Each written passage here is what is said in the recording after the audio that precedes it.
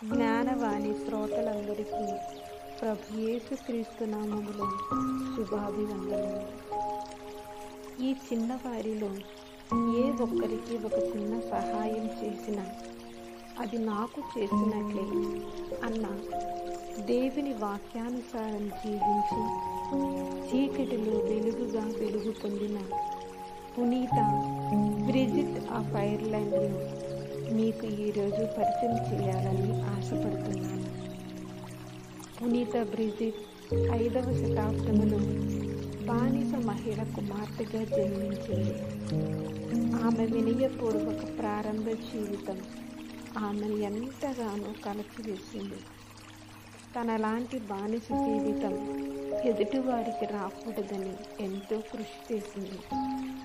ఆమెకు దేవుని పట్ల ఉన్న అచంచల విశ్వాసం, అంకిత భావం, పేదలు మరియు అట్టడుగు వర్గాలకు చెందిన వారి పక్షాన ఆమె అవిశ్రాంతంగా కృషి చేసింది.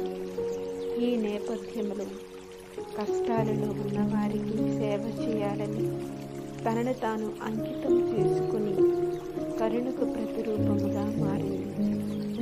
ఆమె వ్యక్తిగత జీవితంలో పేదలు మరియు అట్టడుగు వర్గాలకు ఆమె హృదయంలో ప్రత్యేక స్థానాన్ని కల్పించింది.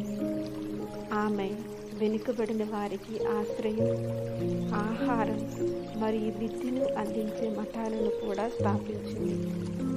మనం ప్రతి ఒక్కరిలోనూ క్రీస్తును చూడగలగాలని, న్యాయం, సమానత్వం కోసం మనం అహర్నిశలు కృషి చేయాలని చాటి చెప్పింది.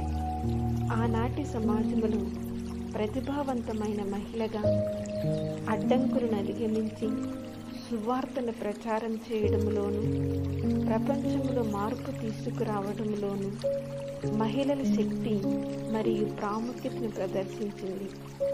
మహిళలకు పరిమిత హక్కులు ఉన్న కాలములోనే పునీత బ్రిజిట్ సామాజిక నిబంధనలను సవాలు చేసింది మరియు సాధికారిత పొందిన మహిళల భవిష్యత్తుకు పునాది వేసి మార్గం సుగమం చేసింది.